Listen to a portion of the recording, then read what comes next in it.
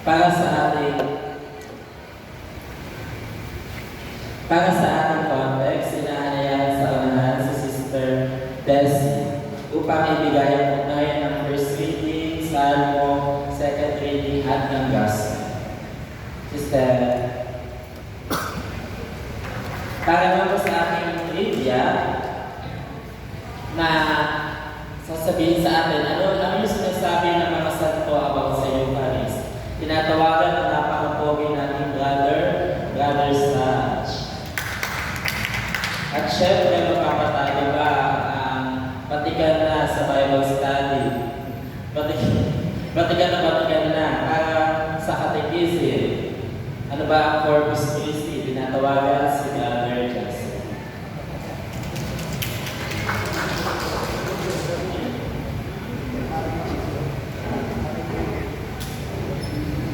Isang magandang gabi po sa ating lahat. Para po sa konteksto natin, so napakaganda po naman sisimula ng ating Bible study. Kung naka-attend po tayo kanina ng vigil, parang pag tinititigan mo yung si Jesus sa banal na sakramento ay nangungusap siya. Dahil po ang ating pagdiriwang buto sa linggo ay ang solemnity ng katawan at dugo ni Cristo.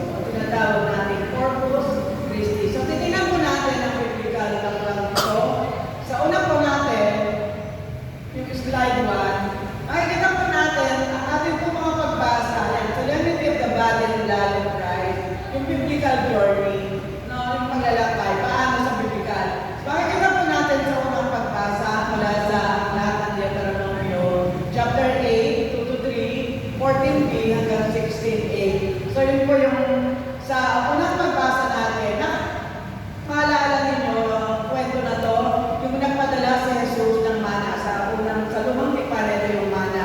Ngayon, pagpunta sa gospel, sa ebanghelyo natin ngayon, sinasabi ni Jesus na siya ang pagkain nagbibigay buhay. Si Jesus ang the living bread. Then, pagdating sa kalawang pagbasa, ito ngayon yung ating kasama ng Eucharistia, na nakikipag-isa tayo kay Jesus at sa simbahan. So, tingnan natin po ang nangyari sa unang pagbasa. Mula sa aklat ng Deuteronomio. So, kung alam po natin, malalaman po natin yung kasaysayan niya, balikan natin, na ang mga Israelita ay naglalakbay 40 taon sa ilang para saan? Sila po ay papuntang lupang pangako. No? Sa kanilang paglalakbay, sila ay nagrereklamo. Sila ay nagrereklamo mahaba, nagugutom, lahat na lang ng hirap. Pero, hindi sinasabi, hindi ginagawa yun ng Diyos. Next slide, Ning. Hindi yung ginagawa ng Diyos para sila ay parusahan. So, yung ginawa ngayon ng Diyos, sa mga Israelita, papuntang lupang pangako, isipin natin 40 taon sa ilan. Pero hindi yung ginagawa ng Diyos, hindi yung ginawa niya para sila ay parusahan. Ngunit ginawa niya ito upang ipakilala sa mga tao na hindi lamang nabubuhay sa pagkain ang tao kundi sa salita rin naman ng Panginoon. No? So, dito sa mangyayari sa Deuteronomio, nais bigyan din ng Panginoon yung magkaroon ng kababaang loob ang mga Israelita. Kailangan nila sila ay magpababa. Huwag silang pumantay sa Panginoon. Kung hindi sila ay maging mababa, tanggapin nila ang Diyos, kababaang loob, and dependence. Ano yung dependence? Sa Jesus, na sa Diyos lamang ang kanilang pagkatangi o sa Diyos lamang sila umaasa. Ano? Dependent.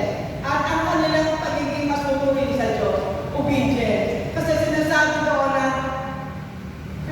hindi sila susunod sa Panginoon, hindi naman sila pinabayaan, pero sa kanilang pagsunod, pinakita ng Diyos ang kanyang providensya. Binigyan sila ng mana, ang pagkain ng galing sa langit, at binigyan sila ng tubig. So, ganun ginawa ng Diyos sa pangyayari sa paglalakbay ng mga Israelita.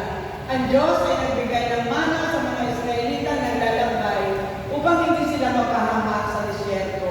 So, pinakita pa rin doon ng Diyos kung gaano niya kamahal ang bansang Israel at saan sila dadalhin kundi sa lupang pangako. Kaya naman sa ebanghelyo natin ngayon, yung mana na pinaba mula sa langit ay sinasabi ni Jesus ay ako ang pagkain na bibigay buhay. Ako ang pagkain bumaba sa langit. Ang sinasabi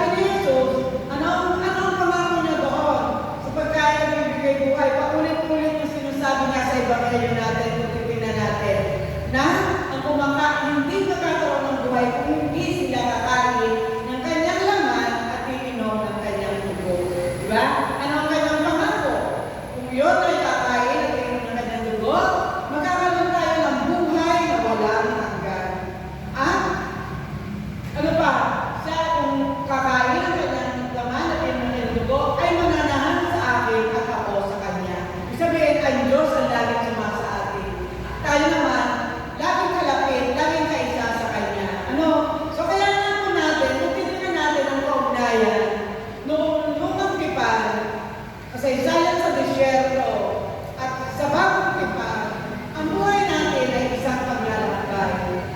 Naglalakbay din tayo, pero ang binigay ni Jesus na pagkain natin ay kanyang laman, ang kanyang dugo, ang kanyang ating inumin. At saan tayo matutungo? Kung sa lumang tipan, sa lumang pangako, ano ngayon ang ating nilalakbay? Ang buhay na walang hanggan. Kaya itong iniaalok sa atin ni Jesus, sa atin ngayon ay ang spiritual na pagkain. Ito po ay isang spiritual na pagkain na upang tayo ay gustusan, sustinahan, upang tayo ay suportahan sa ating paglalakbay patungo sa buhay na walang hanggan. So napakagandang po na ugnayan ng unang pagbasa at saka ng gospel. Nabagang ay mana na binigay, ngayon si Jesus, itinaas niya ay mana. Mismo ang katawan niya, mismo ang pinatunayan niya, ako ang pagkain na binigay buhay.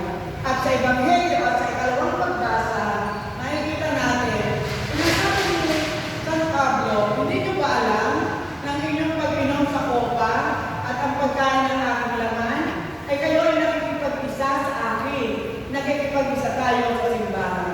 Kaya tuwing linggo sa Eucharistia, habang tumatanggap tayo ng komunyon, iisipin natin na tayo ay naglalakbay patungo sa buhay na walang hanggan.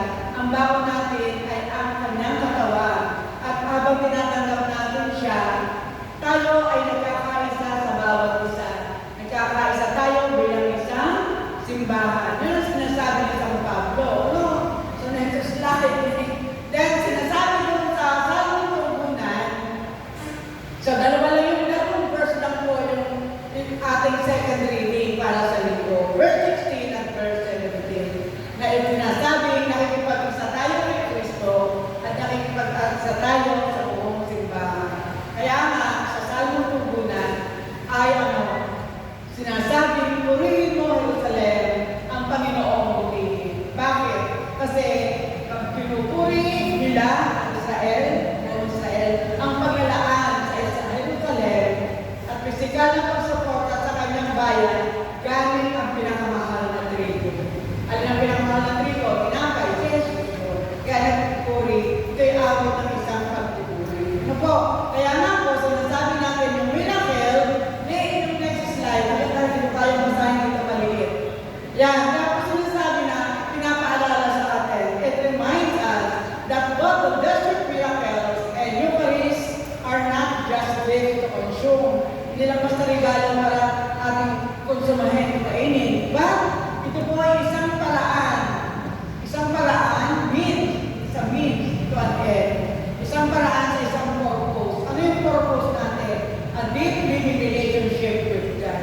So, yun po yung malalim na pag-ugnayan habang tayo ay tumatanggap ng komunyon. Kaya nga sabi ko, Pope Leo XIV, ang Christ is God's answer to our human hunger.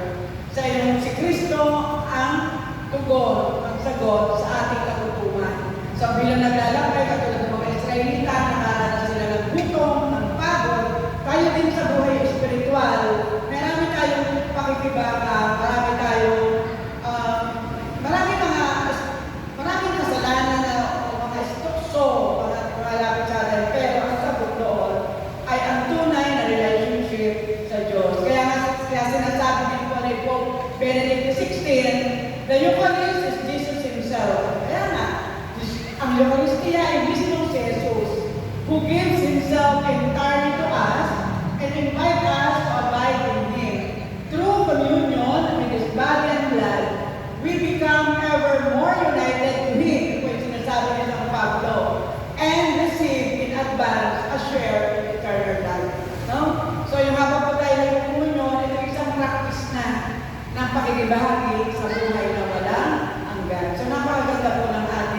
pagpistahan ng banal na dugo at katawan ni Jesus. Yun po lamang. Maraming po salamat. At ito po si Kuya Saj, para po sa ilang mga pagpapalalim ng mga sinabi ng mga staff ko. And good evening po sa ating lahat. Di po ako nakapag-toothbrush bro, just ako susunod sa may bahala. Okay po sa trivia po natin, kaya po nabanggit kanina ni Brother Briggs at saka ni Sister Jessie. Ang pag-uusapan po natin ngayon, kung ano yung take o ano yung sinabi ng mga crush natin spiritually, mga hinahangaan natin mga santo. So sige po, sa first lane, ayan, to whom shall we go? Itong question na to, ito ay naka-address sa atin yan. Saan ba tayo patutungo? Saan ba tayo dapat pumunta? Okay, next slide po. Ang una po natin santo ay si St. Bartholomew. Ito ang kanya sinabi. Nasabi po niya, always remain close to the Catholic Church. Kung papansin niyo po, sa unang slide pa lang, nasasagot niya yung WH questions. Yung mga katanungan na what, when, where, and how. Hindi na po natin, always remain close to what? To the Catholic Church. Why? Because it alone can give you true peace. Since it alone possesses, and when you know possession of Jesus, where? In the Blessed Sacrament. And what is the Blessed Sacrament? It is the true Prince of Peace. Napakaganda po nito sapagkat dito yung specify na what church, anong klase ng simbahan, anong religion, ang namumutangin meron itong true presence o nagpo-possess ng Jesus in the Blessed Sacrament, which is the true Prince of Peace. So, nasa po yung mga WH questions natin. Only the Catholic Church, sa simbahan Katoliko, na ating pinabibilangan. Yun po ang sabi sa Catholic dito. So, next slide po tayo. Next, we have St. Thomas Aquinas. Sabi po ni St. Thomas Aquinas, the Eucharist is the sacrament of love. Ito daw ay sakramento ng pagmamahal. Pero hindi siya nag-stop doon. Hindi lang niya sinasabi ng Eucharistia is ang sakramento ng pagmamahal.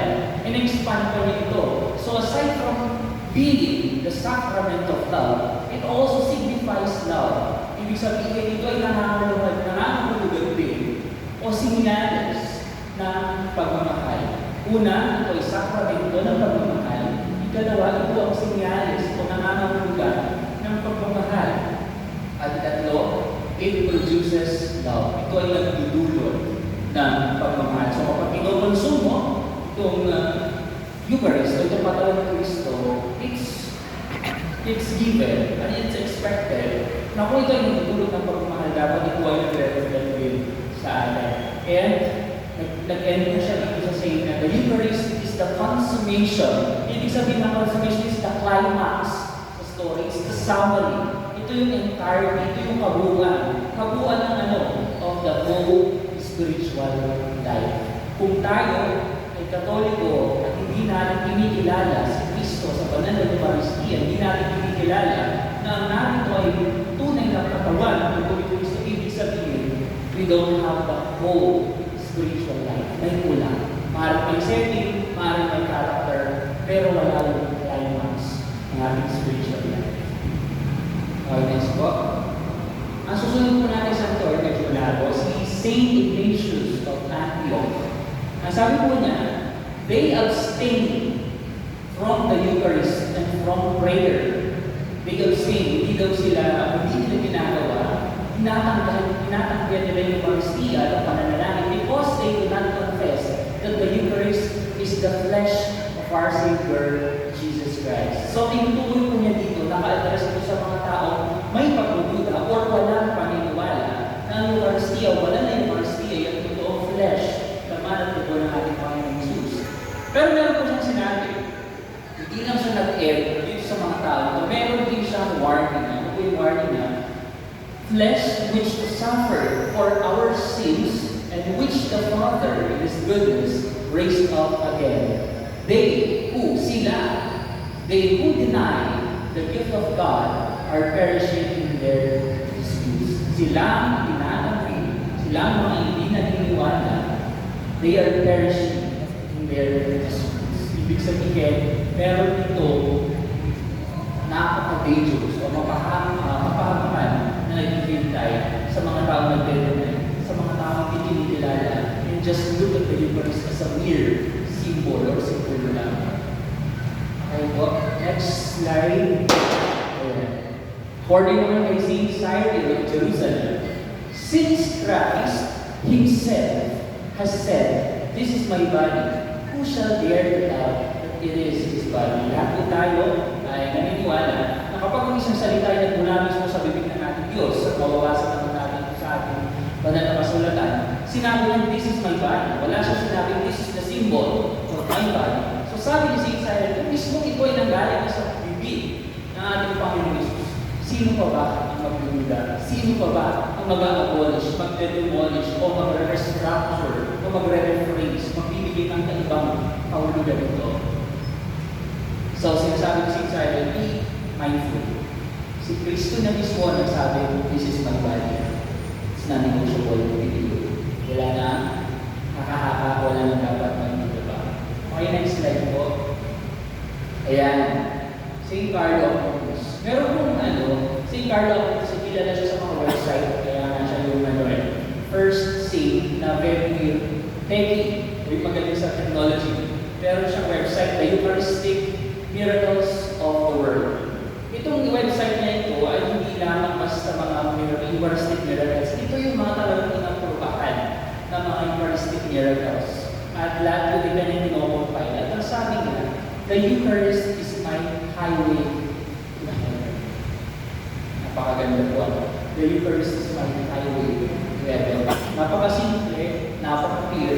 Once you read it, maintindihan mo na agad na ganun pala kahalaga ang Eucharist. Ganun kahalaga ang pagtanggap sa katawan ng Kristo. It serves us our way, our path, going to heaven. Okay, next slide po. I think it's the last one. St. Elizabeth Ann Seton, sabi niya, "The heart preparing to receive the Holy Eucharist should be like a crystal vase." Kung sabi namin crystal vase, ito ay transparent, malinaw, malinis. So mamaya kung mababanggit yan sigurado ni Brother Jesse kung paano magiging crystal vase ang ating puso bago tanggapin yung Holy Eucharist. Sinasabi natin napakahalaga ng pagtanggap ng Holy Eucharist. Pero sinasabi ni St. Elizabeth, meron ka pang dapat gawin. There should be a preparation before consuming the body and blood of Christ. And si Brother Jesse po ang magtatagal dyan mamaya sa ating catechism. And the last one, ayan, gaya po na ginawa natin. This is what you see. This is what actually is happening. Marami, hindi natin nakikita, pero ang ating spiritual na puso, we just open our hearts, then we can see that Jesus is truly present in the Holy Eucharist. And to end, meron lang po isang good dito, or dalawa, na para sa ating lahat. Sabi niya dito, sana all, tulad ng Eucharistia, handang magpahati-hati at magpauos para lang pulingin ng pagmamahal ang puso mo. Then meron din siyang warning dito. Sabi niya, konti na lang ang iba ay magkaka-award na sa Olympics. Sa bilis nilang lumabas ng simbahan pagkasubo ng mosque, ginawang drive sa uwang communion. Mag-reflect ka naman muna. Ayun lang po. And maraming salamat. God bless you.